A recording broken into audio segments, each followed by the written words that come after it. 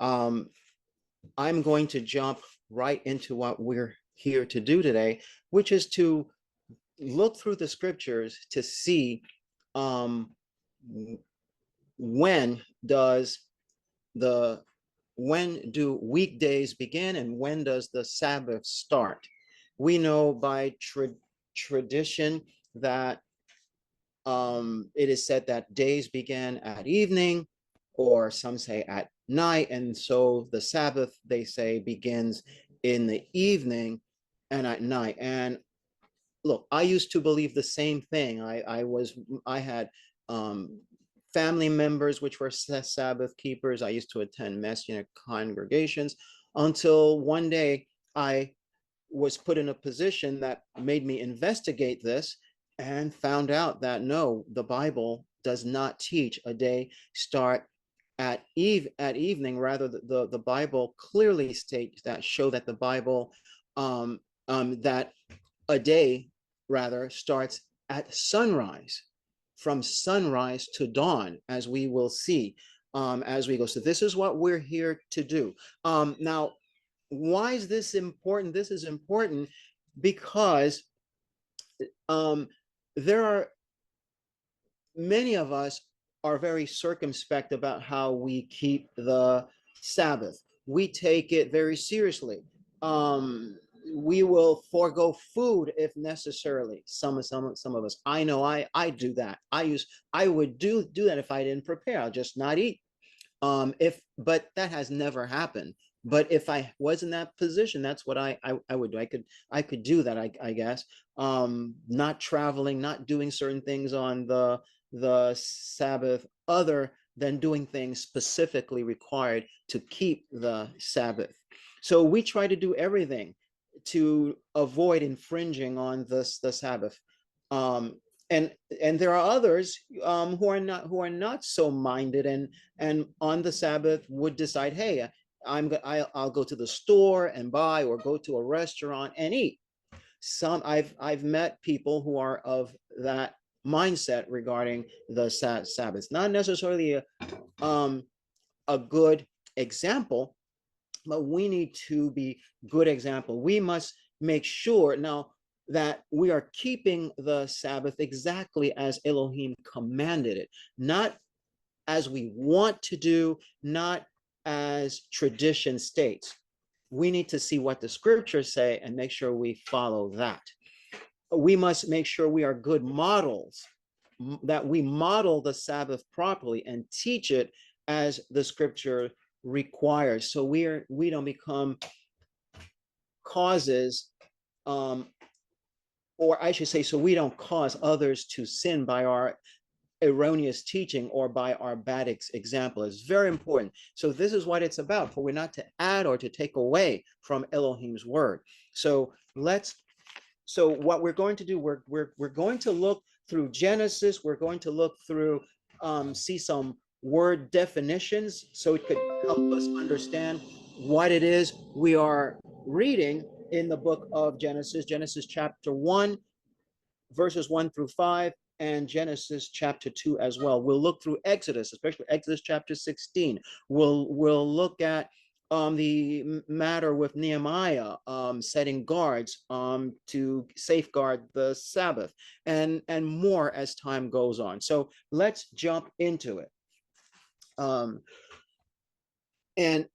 again, if disciples can know what the truth is, then many of us will not need to make some of the sacrifices that we have been, unnecessary sacrifices we have been making in the past, because we were following a tradition where the Sabbath starts at evening. So we're rushing home, we're rushing to do this, barely time to rest. And it seems sometimes that the day that's supposed to be of rest becomes one of the most stressful times as we're preparing. No, we will see that the day starts at sunrise, and Elohim has given us ample time to prepare for the Sabbath.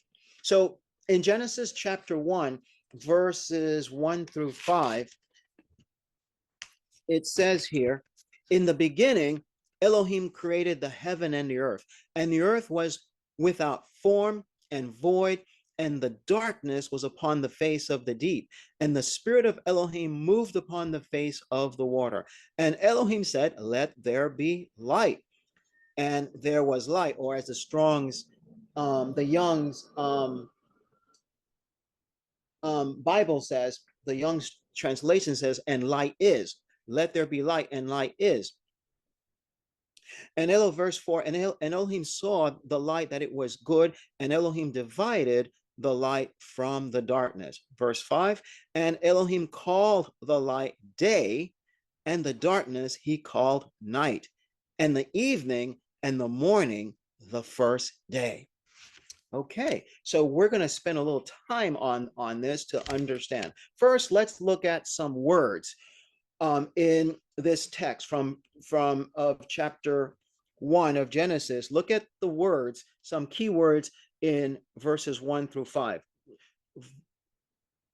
We see the word darkness. We see the word light. We see the word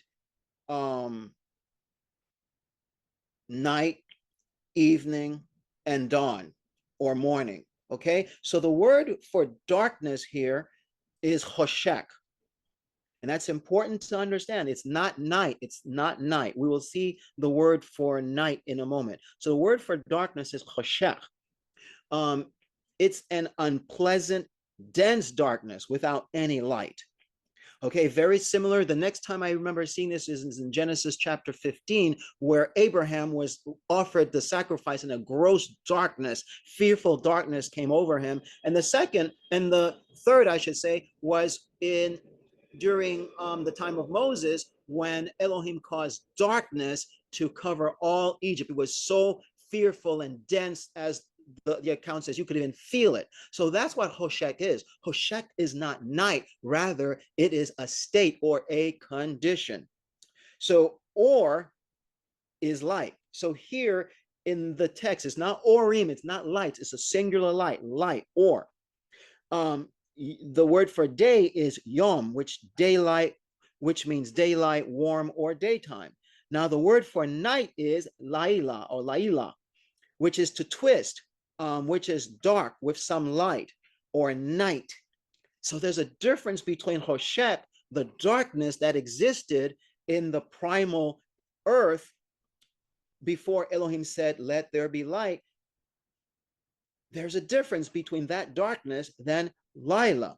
Lila came to exist when? After Elohim said, let there be light. So the night did not exist prior to him saying, let there be light.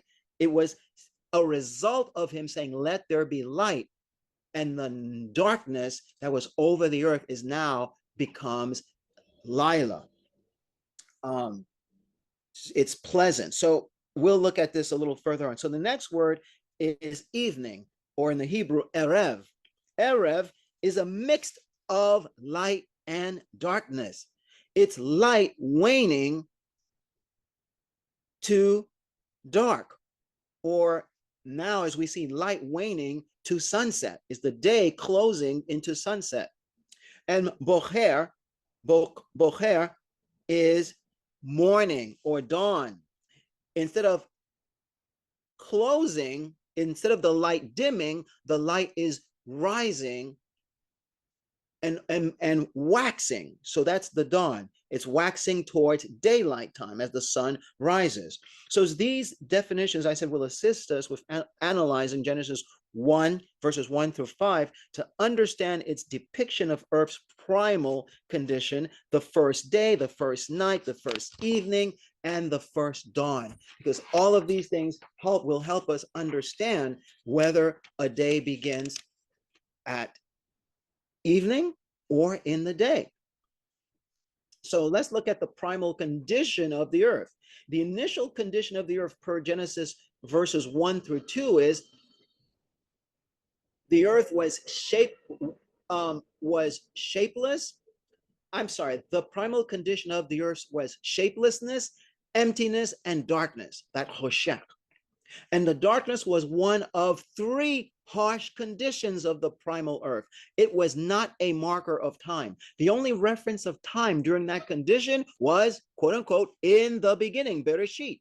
That beginning was an unspecified span of time. There was time, but it's an unspecified, and we don't know how long it was. A day did not yet exist while the earth was in those three harsh primal conditions.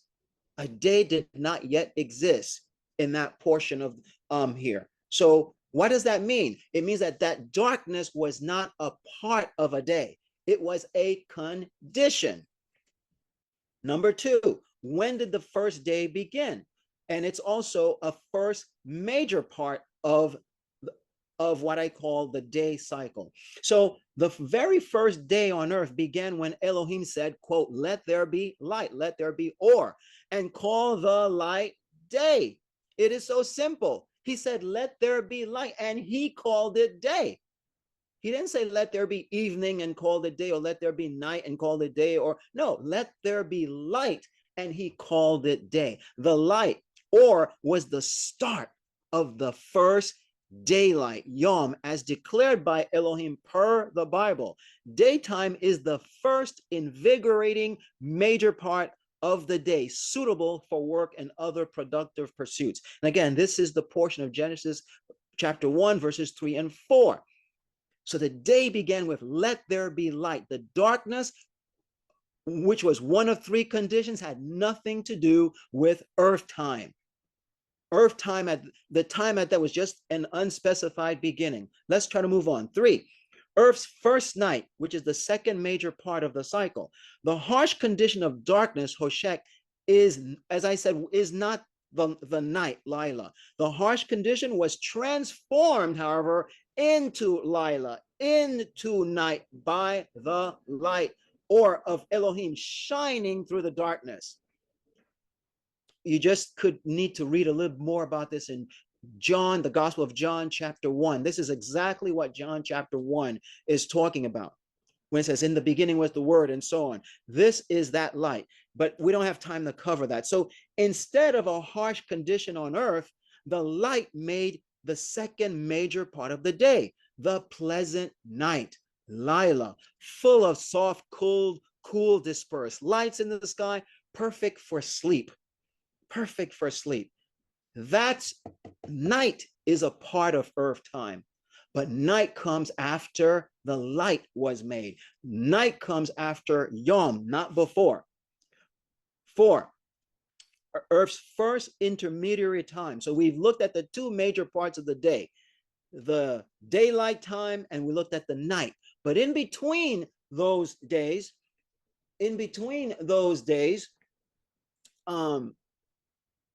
are intermediary times, evening and dawn, erev and bocher. So daylight, so between daylight and night are two meteor times, as I said. So the first evening, being the first intermediary time, is a shadowy mix of light and dark, caused by the fading of light onto night. Today, that happens by the sun. The first date wasn't by the sun we have here, because the luminaries, the sun, moon, and stars, were not created until day 4.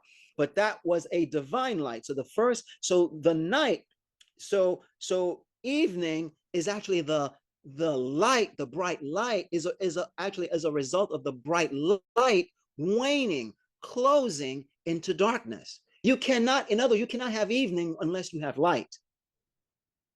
You cannot. So this is the first. So the first is a brief transitional phase between daytime and nighttime, which occurred after the daylight was declared and as a result of light. Like the evening, the dawn or morning, bocher, is the second intermediate time, is a transition from night, Lila, to daytime, Yom. So dawn is, in effect, as you will see, the last part of the cycle, clearly stated in Genesis chapter 1. It's not evening to evening. That's not what Genesis says. Thus, evening is not the start of the day, but rather a transition, mix, or era from day to nighttime. Genesis chapter 1, verses 5. That's where this information, you find it. So what's the entire cycle? The cycle of Earth's first day began from light to evening to night and to dawn. And this is what I mean. So the first day Yom was by light, or which included subsequent parts of evening, night, which is Lila.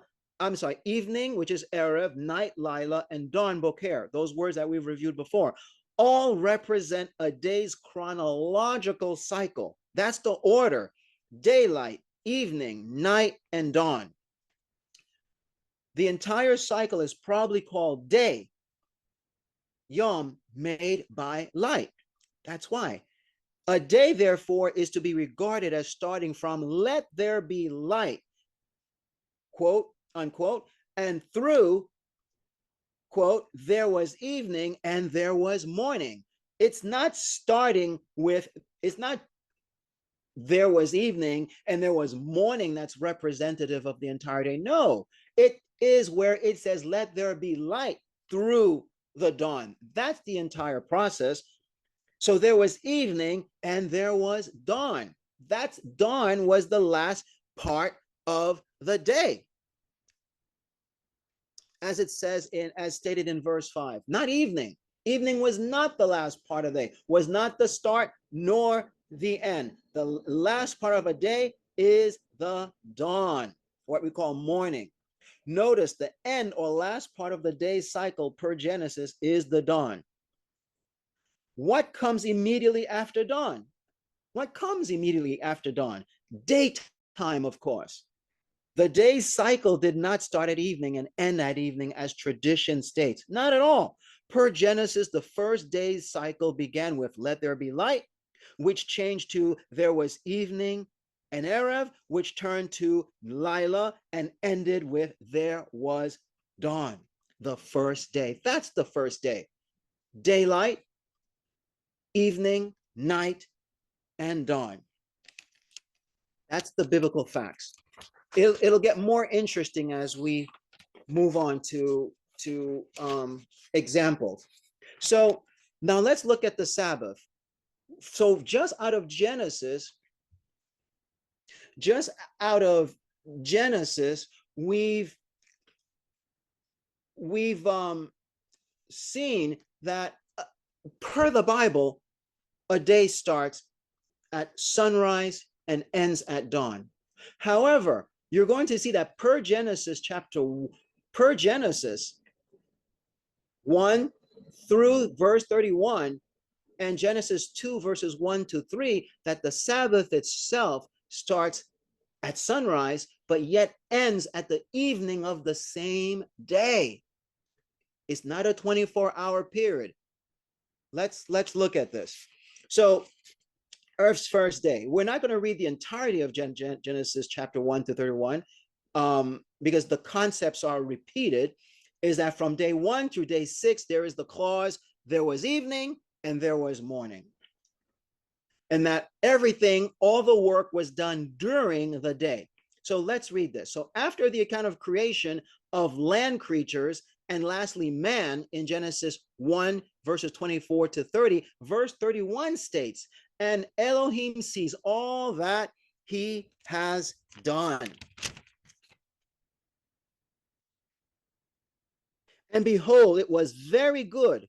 And the evening and the morning were the sixth day. Now let's look at Genesis chapter 2, verses 1 to 3, and then we will analyze. So Genesis chapter 2,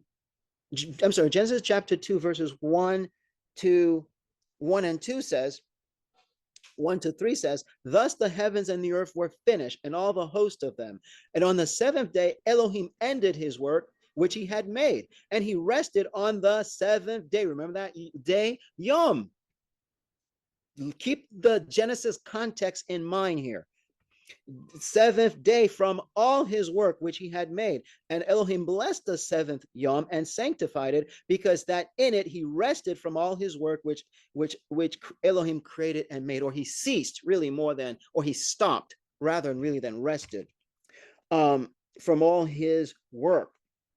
So these texts indicate that the Sabbath of the 7 day starts at daytime and ends at evening of the same day. For this is why, for every work Elohim did from day 1 to day 6 were done in the daytime, not the evening, not the night or dawn. Every work he did was in the daytime. We know this because at the end of every day, what did we read? There was evening and there was morning. So that meant the next phase would be daylight, and that's when the work were done. And when he finished the work, we see the clause, there was evening and there was morning, meaning it was a full cycle of the day, but he worked only during the day, during the Yom period, setting the example for us. So every single one of the 6 work days were followed by evening to dawn. However, on the 7th day, Elohim did no work as he did in the prior 6 days. Remember, Elohim, as I said, did every work during daytime. By not working on the daytime of the 7th day, Elohim established and sanctified the 7th day during the daytime part of a day, not the evening, not the night, or the dawn. And we will see this more closely as we look through other parts. So thus he established the Sabbath in the daytime, not any other part of the 7th day. Furthermore, please notice a stark difference between the Sabbath daytime and the prior 6 daytimes. Notice I said Sabbath daytime, not 7th daytime, even though the Sabbath is on the 7th day. But specifically on the Sabbath time, all 6 day light times were associated with and followed by the clause, there was evening and there was dawn, each one of them. But look at chapter 2. There it says, yet the daytime part of the 7th day made a holy Sabbath was not associated with an evening or dawn. Why was it left out? Why did not Elohim include, and there was evening and there was morning? Because it's not part of the Sabbath, as we will see more. So the clause, and there was evening and there was dawn, was not connected with the Sabbath at all. So the 7th day Sabbath is of the daytime only, not the evening, night, or dawn, as we see so far in Genesis. And then we will continue to see this throughout.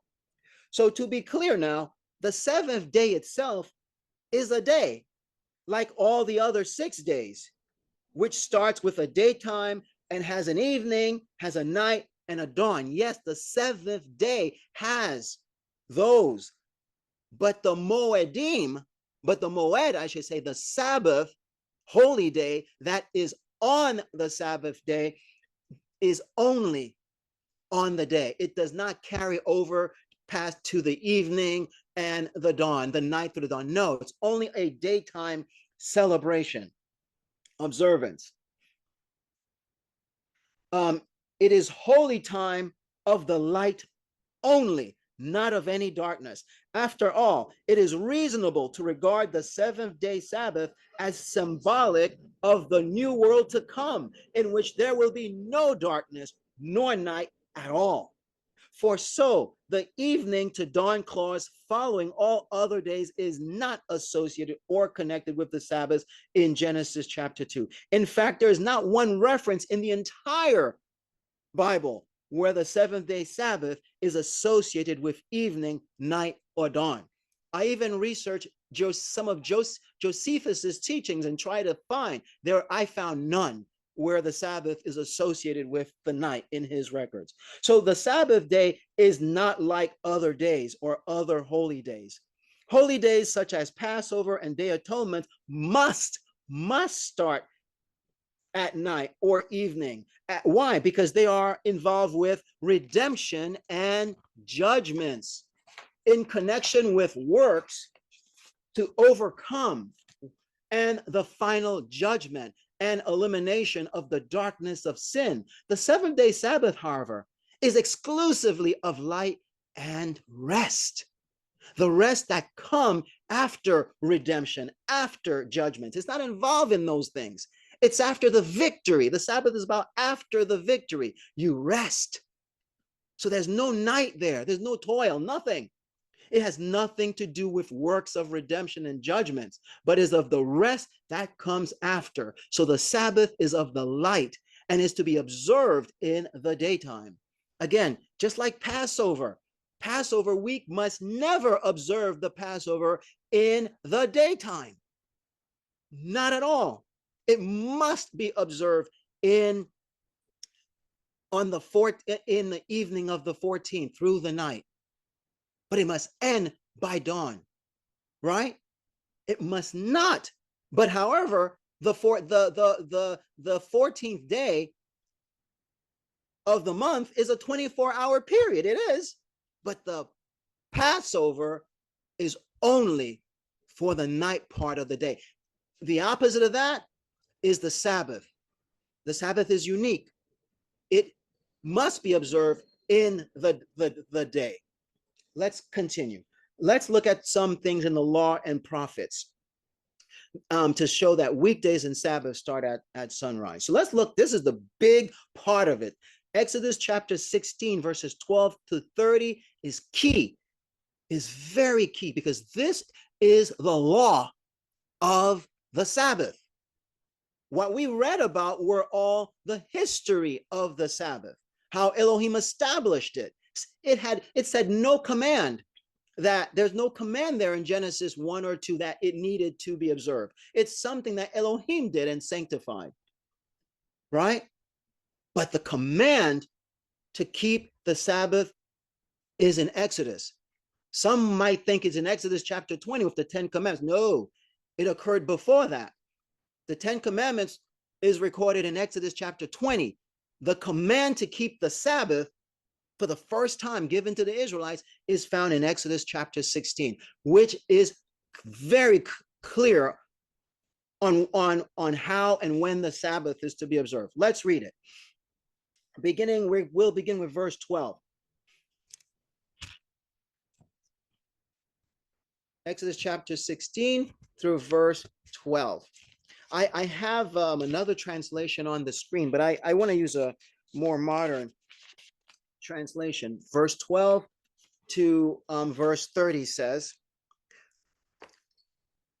it's important I read this much. I try not to. It says, I have heard the murmurings of the children of Israel. Speak unto them, saying, at evening you shall eat flesh, and in the morning you shall be filled with bread, and you shall know that I am the eternal your Elohim. And it came to pass that at evening the quails came up and covered the camp, and in the morning the dew lay round about the host. And when the dew that lay was gone up, behold, upon the face of the wilderness, there lay a small round thing, as small as the hoarfrost, on the ground. Verse 15, and when the children of Israel saw it, they said one to another, it is manna, or what is it? For they wist not what it was. And Moses said unto them, this is the bread which the Eternal hath given you to eat. This is the thing which the Eternal hath commanded. Gather it every person according to his eating, an omer for every man according to the number of your persons. Take ye every man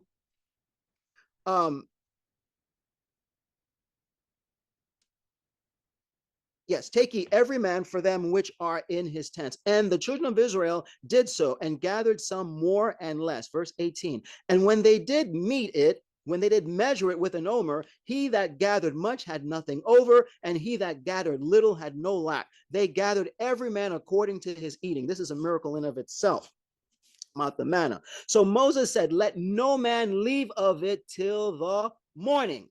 Okay, this is day one now, okay? And the instructions, don't leave any of it till the morning. Notwithstanding, they hearkened not, verse 20, notwithstanding, they hearkened not unto Moses, but some of them left of it until the morning, and it bred worms and stank. And Moses was wroth with them, and they gathered it every morning, every man according to his eating. And when the sun waxed hot, it melted. So by noon, it melted. Around noontime, it melted. And verse 22, and it came to pass that on the 6th day, they gathered twice as much bread, omers for one man. And all the rulers of the congregation came and told Moses. And he said unto them, this is that which the Eternal hath said. Tomorrow is the Sabbath of the holy tomorrow is the rest of the holy Sabbath unto the Eternal.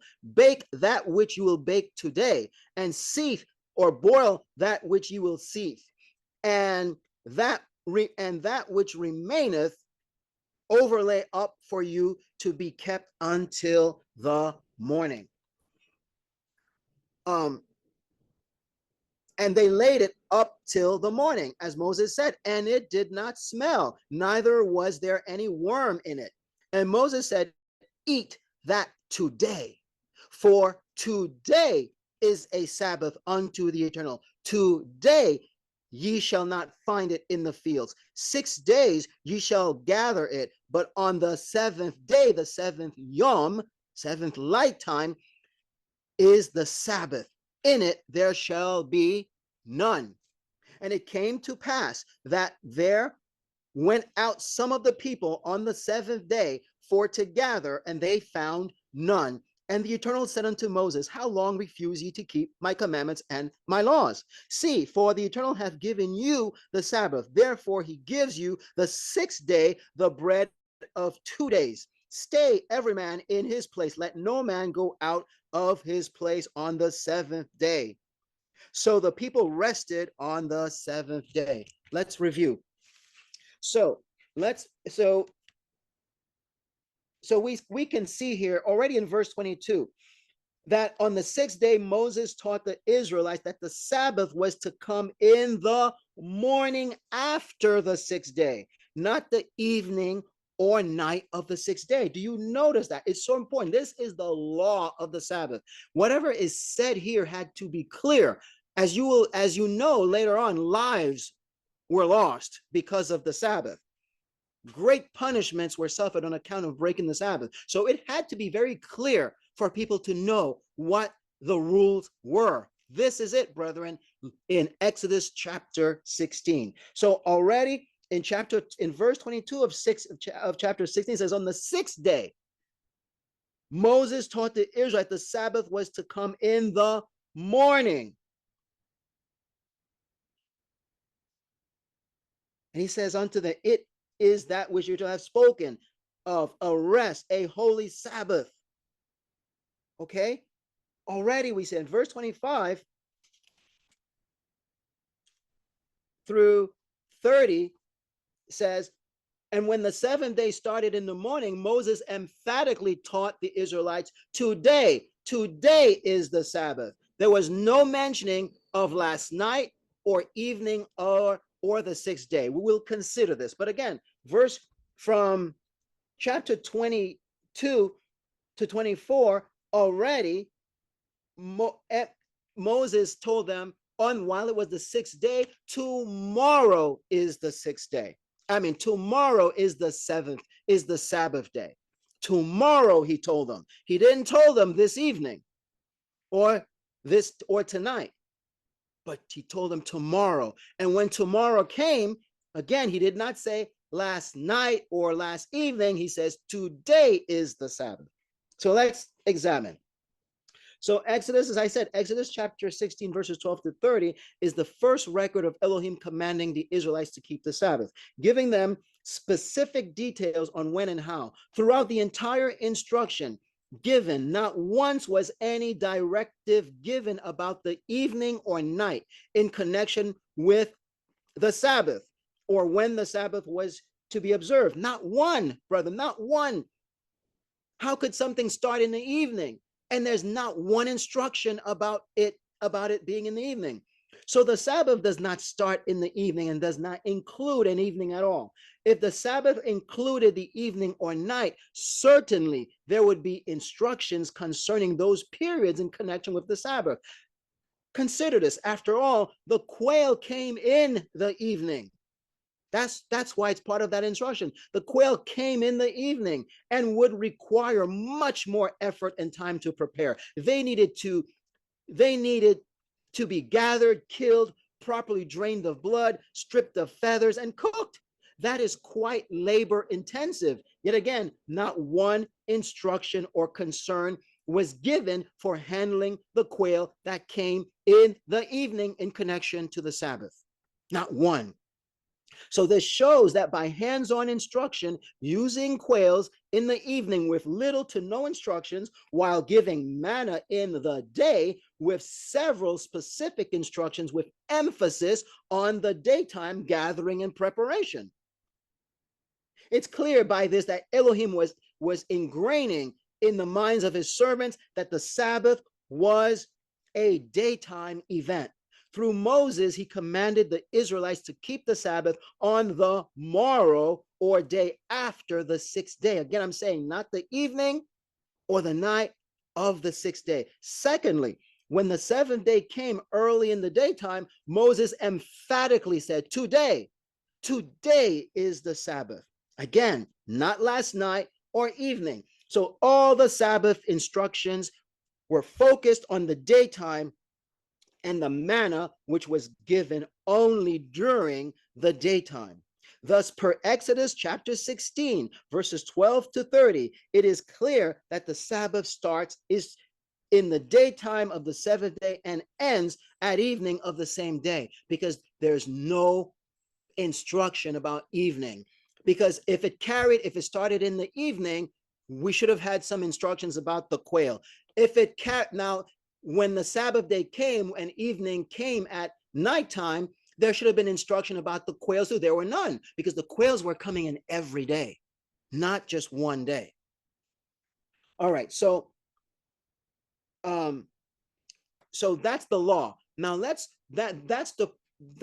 the instruction concerning the history of the Sabbath and how it's to be kept. Let's look at why days must start at sunrise, where it's really not an option. It's not an option because of some of the sacrificial laws you will see. Let's examine some sacrificial laws. This can be understood by examining the timing of the first sacrifice offered when the tabernacle was initially assembled, as recorded in Exodus chapter 40. For per the record, the cloud came over the tabernacle when the very first daily sacrifices were offered. What does that tell us? Well, the cloud of Elohim, when during their travels, he gave them the cloud by day and the fiery pillar by night. So Exodus chapter 40, verses 1 and 2, 29, verses 34 and 38 covers the tabernacle up to the day it was erected on the first day of the first month. So it tells us that the cloud was over the tabernacle, not the fire. So that tells us that that first sacrifice was offered when? In the day. What's important is that that was the beginning of the perpetual sacrifice. It never stopped that day unless it was interrupted by some mishap, captivity, or other things. But it was the beginning. So that means the next day it would begin in the morning, and end by dawn. That's how that worked. We'll see that. That's the perpetual offering. That was the first one offered, is when the tabernacle was erected, as recorded for us in Exodus chapter 40. More details. There are more proofs in Leviticus chapter 6, verses 8 to 13, and Numbers 28, verses 1 to 4. In verses 8, I'm reading this from the Young's translation here. It sounds a little awkward, but just bear with me. It says in verse 8, and the Eternal speaketh unto Moses, saying, command Aaron and his sons, saying, this is a law of the burnt offering. It is the burnt offering because of the burning on the altar all the night unto the morning, and the fire of the altar is burning on it.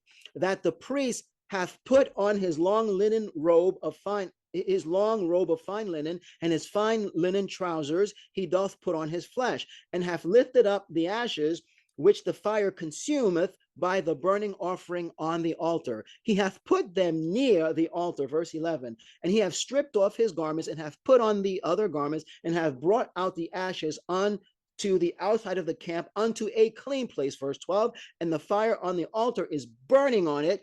It is not quenched, and the priest hath burnt on it wood when? Morning by morning, and hath arranged on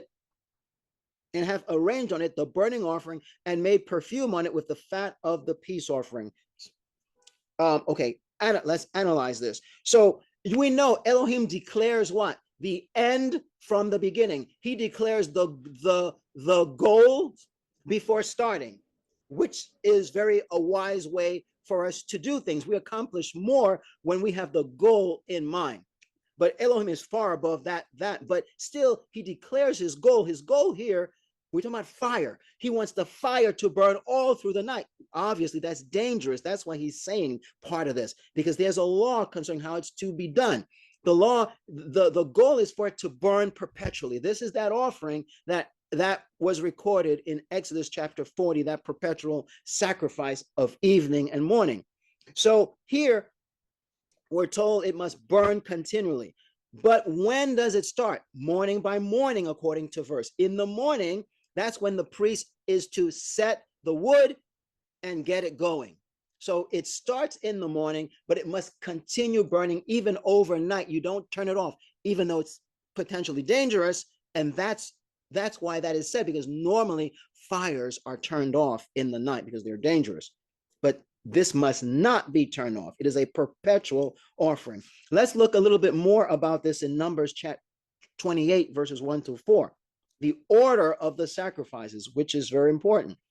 Verse 1 says, again, still from the Young's translation, it says, and the Eternal speaketh unto Moses, saying, command the children of Israel, the sons of Israel, and thou hast said unto them, my offering, my bread for my fire offerings, my sweet fragrance, ye take heed to bring to me in its appointed season. And thou hast said to them, verse 3, this is the fire offering which ye bring near to the Eternal, 2 lambs of a year old, perfect ones, daily, a continual burnt offering. So it's the same thing here we read about in Leviticus, but here we're having more details about the animals being offered.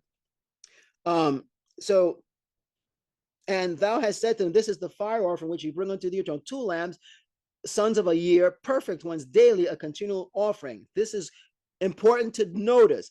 The one or first lamb you prepare in the morning, and the second lamb you prepare in the evenings. Okay, what's the importance about this? We'll see. Keep that in mind. It's a daily sacrifice. It's not a sacrifice that's carried over 2 separate days. No, each day, like day 1, must have a sacrifice in the morning and a sacrifice in the evening, day 1. And for all days, even on the Sabbath day, this is not interrupted, as the book of Numbers tell us. It's a perpetual. So notice the wood and offering were set in the morning to burn all night to ashes until replaced at dawn. The first lamb in the morning, the second lamb at twilight. Let's look at the diagram. Look at the first diagram. Okay, keep your eyes on that diagram.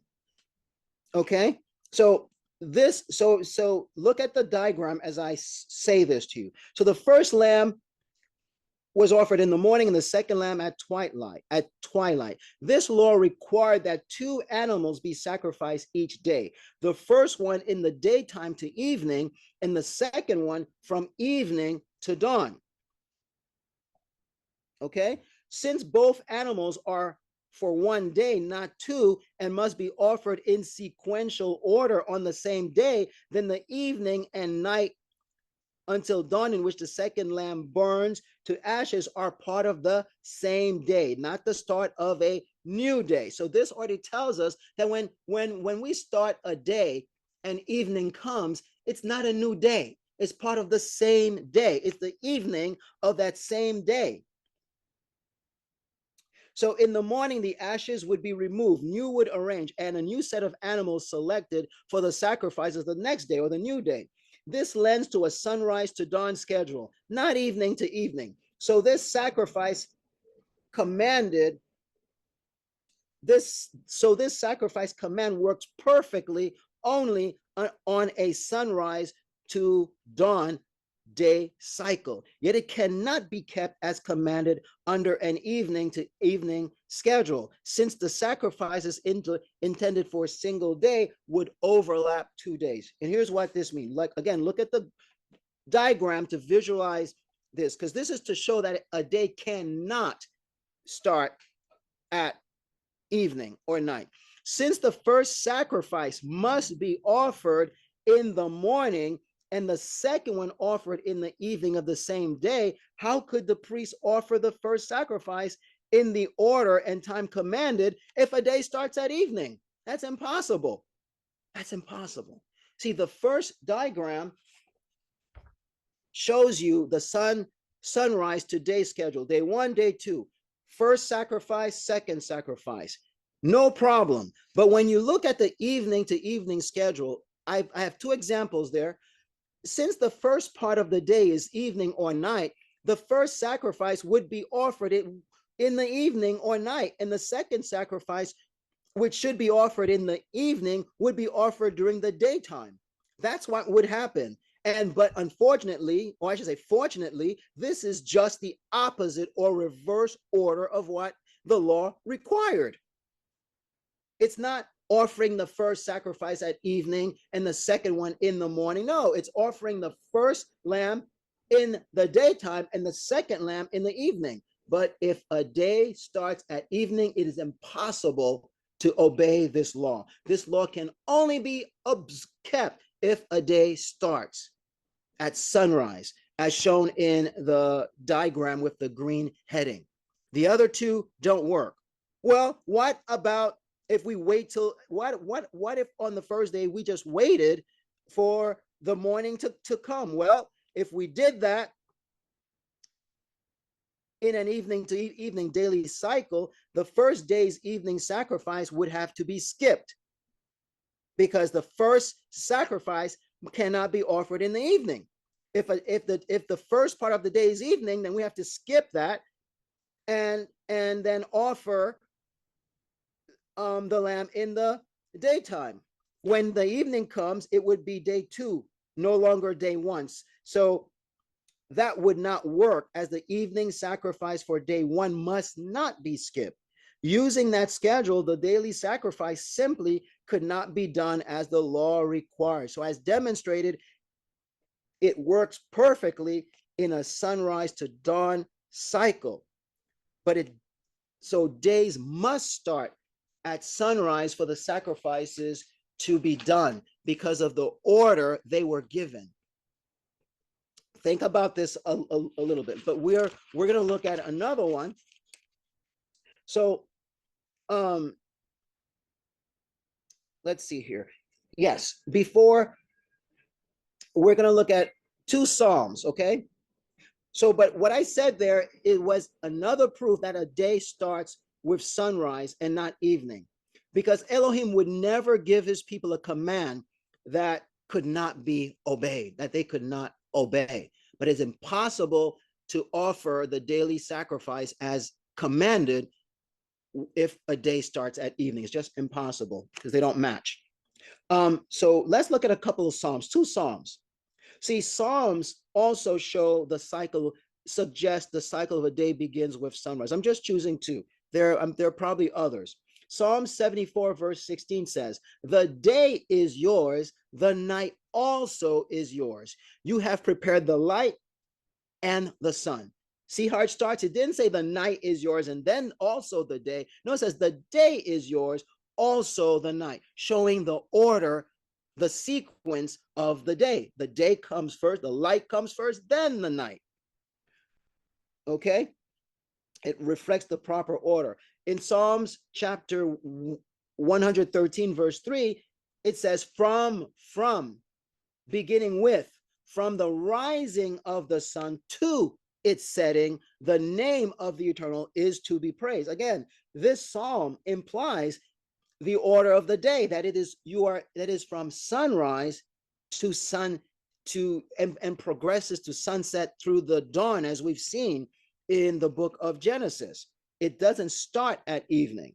And again, in Genesis, it clearly says that the last part of the cycle was the morning. That was the evening and the morning, not the evening and the morning. It's not the evening and the evening, but the evening and the dawn, the morning. So let's continue. Let's look at another rule, the rules for the Day of Atonement. A lot of people, this is where a lot of people get confused. They read the Day of Atonement's rule and apply it for the seventh-day Sabbath. These are separate holy days. They're not the same. They don't follow the same rules. They don't have the same purposes.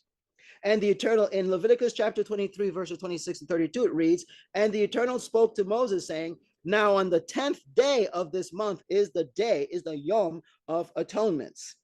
It shall be for you a time of holy convocation, and you shall afflict yourselves and present a food offering to the Eternal. And you shall not do any work on that very day, for it is a day of atonement, to make atonement for you before the Eternal your Elohim. For whoever is not afflicted on that day shall be cut off from his people. And whoever does any work on that very day, that person I will destroy from among his people. You shall not do any work. It is a statute forever throughout your generations in all your dwelling places. It shall be to you a Sabbath of solemn rest, and you shall afflict yourselves on the 9th day of the month, beginning at evening, from evening to evening. And this is where people make the error of transitioning, of applying this to the seventh-day Sabbath. No, this is for the Day of Atonements.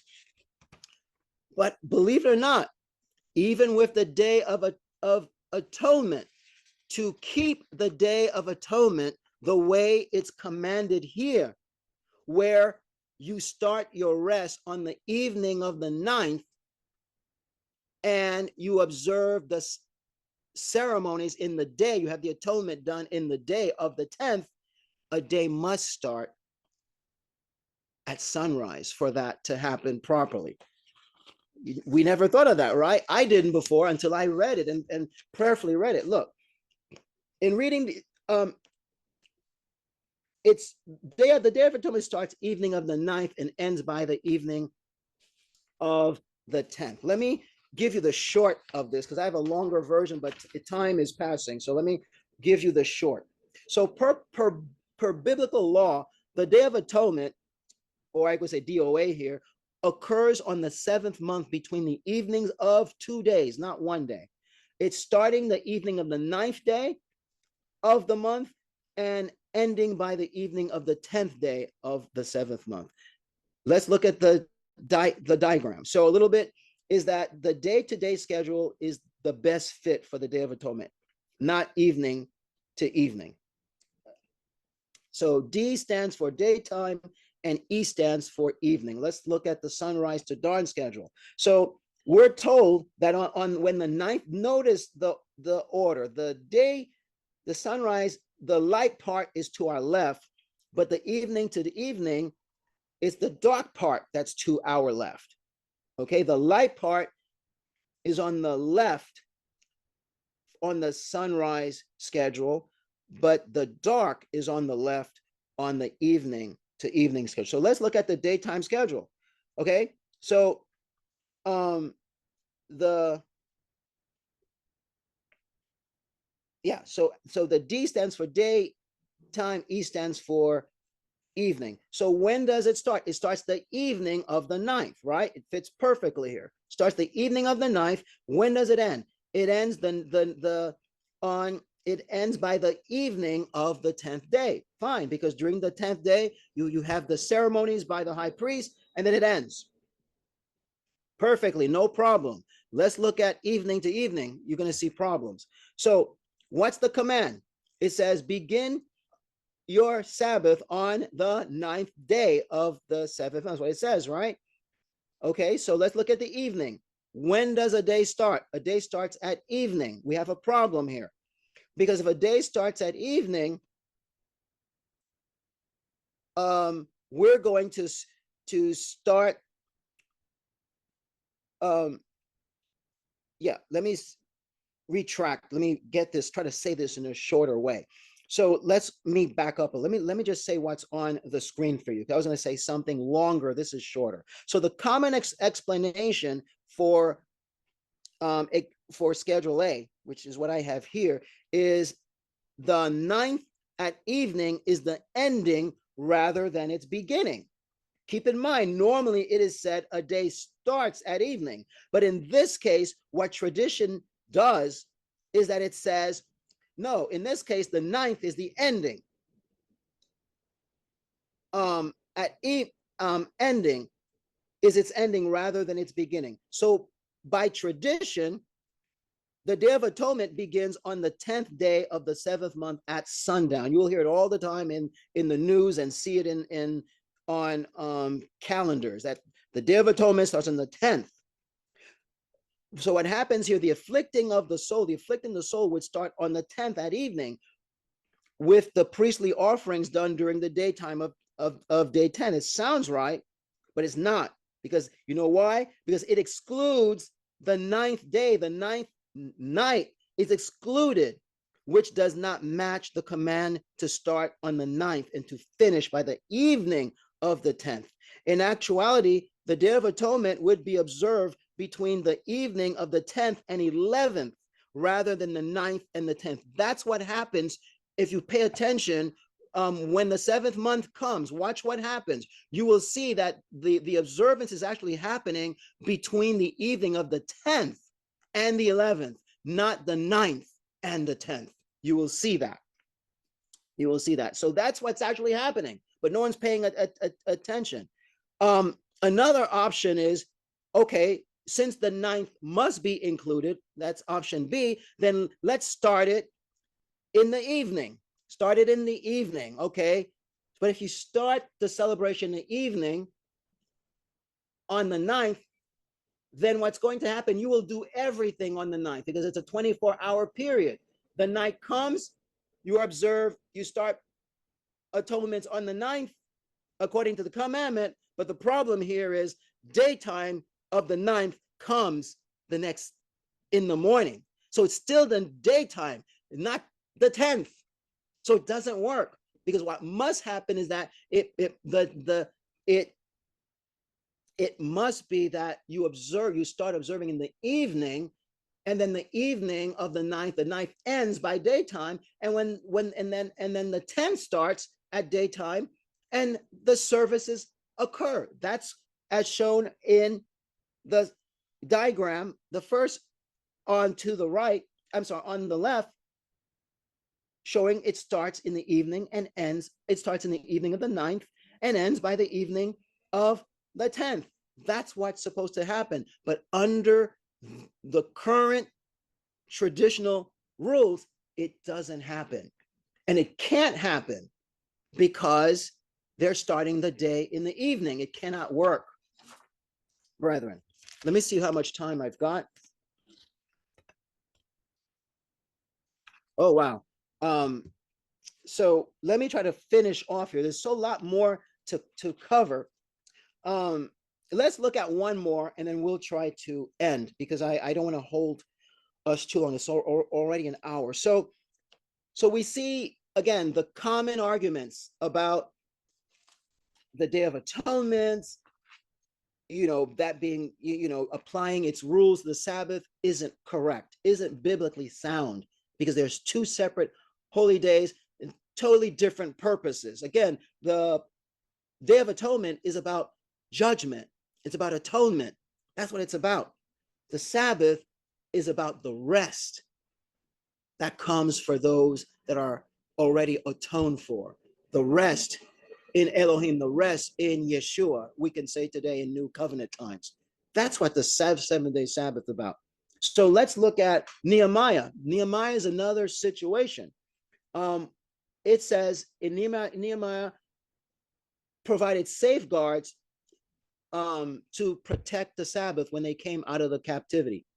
Nehemiah chapter 13, verses 19 tells us, and it comes to pass when the gates of Jerusalem have been darkened before the Sabbath, and I speak, and the doors are shut, and I say that they do not open them till after the Sabbath. and of my servants I have stationed at the gates. There doth not come in a burden on the Sabbath day. Okay, so again, that's the Young's literal translation. So notice about this. So the issue here is that people use this to say, you see, Nehemiah placed the guards and he's protecting the Sabbath because the Sabbath, and so the Sabbath starts at evening. Not at all. No, not at all. Notice, Nehemiah's guarding of the Sabbath lends to a sunrise Sabbath schedule, not evening or dark. The word, not evening or dusk. The word grow dark, salal, in the Hebrew conveys the idea of hovering, a shady twilight, something opaque, becoming dark, shadowing. So it was evening, getting dark. Did the Sabbath start yet? No, the Sabbath did not start. It's either, it did not start. So if a Sabbath started at evening, it should have already started since it was getting dark. When does the Sabbath start? Normally, people will say at evening. Okay, so, but it's already dark, getting dark, opaque. You can't see through it. But the Sabbath did not start. So also, if Sabbath started at the evening, consider this. Why would the faithful and zealous prophet Nehemiah, who was urgently striving to safeguard the sanctity of the Sabbath, wait until the last minute to close the city gates and place guards to watch overnight? Why would he wait so late for that when it's already dark? Why would a wise and zealous prophet wait so late? That does not make much sense if the Sabbath was to start at evening or night, because that's kind of late. However, for instance, if the Sabbath started at evening, it would have made better sense, be more efficient to close the gate and set the watch long before evening, not wait for it to get dark, supposedly when the Sabbath would have already started. But per the text, it was growing dark, the evening transitioning to nightfall, and the Sabbath did not start because it said before the Sabbath, that it was getting dark before the Sabbath. The Sabbath didn't start. That's one point. Let's go back to Nehemiah's thinking. The Bible fact is, the law as found in Genesis, Exodus, and etc., are quite clear on when the Sabbath starts. It is not sensible for anyone to try to use later accounts in the Bible to contradict what was previously written in the law. This amounts to pitting one scripture against another, breaking scriptures as Messiah warned against. Moreover, Nehemiah, obviously being a prophet, he knew the ancient Sabbath law in Genesis and Exodus. He wisely implemented his Sabbath safeguard as at evening, so everyone needing to enter or leave the city would do so long before the Sabbath would start. Once that was done, the gates were closed so no one could enter or leave to buy or sell or to carry any burden when the Sabbath would start. So thus the prophet Nehemiah applied a safeguard in the dark strategically and wisely, which kept citizens in while keeping merchants out long before the Sabbath started. This is a sound statement. You know why? Because I said the law was already written in Genesis and Exodus. Nehemiah would be a false prophet if he would try to do something contrary or teach something contrary to the law. Why? Because this recorded behavior is guidance and teaching, serves as guidance and teaching, right? So he can't go against what was clearly written, especially in Exodus chapter 16. So it's obviously what he was doing was at the right time, very early before the Sabbath started in the daytime, he implemented his safeguard. I think we can say that's the wise choice. Look at a few more things and we'll try to end. So now we saw items in the Old Testament. The New Testament also has examples of that shows the Sabbath, a daytime starts. That a day starts in the daytime. I'll give you a few examples. Um, actually, let's look at a few more in the Old Testament, then we'll go to this. For instance, in Jonah chapter 4, verses 7, 8 says, and Elohim appointed a worm at the going down, I'm sorry, at the going up of the dawn on the morrow. Again, remember we talked about dawn and morrow being early in the day, the start of the day, and it smiteth the gourd, and it drieth up, and it cometh to pass about the rising of the sun. So you see, as the sun rose, now it's daytime. That's why there's a difference between morning and when the sun rises. That Elohim appoints a cutting east wind, and the sun smites the head of Jonah, and he wraps himself up and asks his soul to die, and said, better is my death than my life. So you see the distinction of these words here used in Jonah. Let's look at some other examples. Numbers chapter 9, verses 15. It says, on the day that the tabernacle was set up, the cloud covered the tabernacle, the tent of testimony, and at evening it was over the tabernacle like the appearance of fire until the morning. Remember, that's what we talked about before when the tent was being erected as per the account in Exodus chapter 40. You see, it was a cloud over the tabernacle, indicating that the sacrifices were being offered during the day. It didn't start at evening. That cycle started in the day. It even says, and at evening, it was like a fire. So Numbers chapter 9:21 says, and sometimes the cloud remaining from evening until morning, evening until dawn, and when the cloud lifted up in the morning, they set out of it and continued for a day and a night. When the cloud lifted, they set out. So the above texts show the Bible uses day, yom, evening, erev, dawn, boker, and night, lila in consistent ways. They show that a day begins after dawn, not at evening. Exodus 10:13 says, so Moses stretched out his staff over the land of Egypt, and the Eternal brought the east wind upon the land all that day and all that night. All that day and all that night is not all that evening and all that day. No, it's all that day and all that night. What comes between day and night? Evening. So the order of the day is from daytime, yom, erev, then lila. Now, when it was morning, the east wind had brought the locust. You see, now when it was dawn, when it was boker. So all that day and all that night, not all that night and all that day, as I said. Exodus chapter 18:13 says, the next day Moses sat to judge the people, and the people stood around Moses from morning till evening. All that day. So the next day, when did the next day begin? From morning. Okay, so that's mahar. Mahar, that's the Hebrew word mahar. Next day, started from morning to evening, not evening to morning again.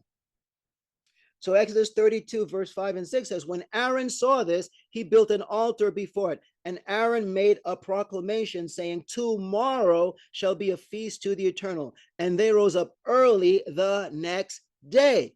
So tomorrow did not come at evening. Okay, the next day came in after the morning, and they rose early the next day and offered the burnt offerings. Do a few more. We try to move on. There's a lot more. Actually, let me just jump to some of the New Testaments, and we'll conclude right there with the master's teachings. Okay, just a few more, and we'll end. I have to skip a few things. So it says that in the New Testament also shows that the cycle of a day begins at sunrise and ends at dawn. It also shows the Sabbath in association with daytime only, and that it ends by evening. In fact, Messiah Yeshua affirmed this when he said, I must work the works of him that sent me while it is day. Night comes when no man can work. John 9, the Gospel of John, verses 9 and 4. So you see the order. First the day, then night comes. It's not night first, then day. And in another passage, Yeshua answered, are there not 12 hours in the day? If anyone may walk in the day, he doth not stumble, because the light of this world he doth see. And if any man may walk in the night, he stumbleth, because the light is not in him. So again, the contrast between night and day, implying its order. Evening is the ending of the daylight of the same day, not the start of a new day. Like right now, people like today is what? Today is Thursday. By the traditional mindset of when a day starts, right now it's Friday, or right now it's the sixth day. But that's not biblical. That's tradition. Let's look at John chapter 20. John chapter 20, verses 1 and 19. And on the first of the Sabbath, that's at the resurrection.